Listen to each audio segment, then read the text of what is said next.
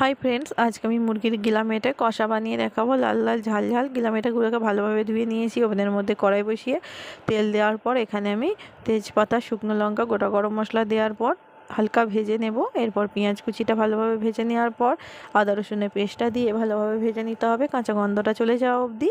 তারপর এখানে লবণ অ্যাড করে নেব পরিমাণ মতো। আবারও একটু ভাজার পর লাল লঙ্কার গুঁড়ো, কাশ্মীরি লঙ্কার গুঁড়ো, হলুদ, জিরা গুঁড়ো, ধনিয়া গুঁড়ো দিয়ে ভালোভাবে মশলাটাকে কষিয়ে নেব 2 থেকে 3 মিনিট। টমেটোটা গলে যাওয়া অবধি ভালোভাবে কষিয়ে নিতে হবে। এরপর গিলা মেটে দেওয়ার পর আবারও 5 থেকে 6 মিনিট ভালোভাবে নাড়াচাড়া করে কষিয়ে নিতে হবে।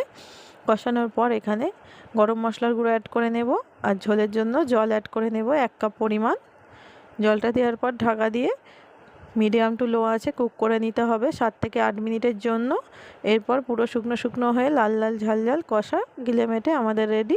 প্লিজ ভিডিওটি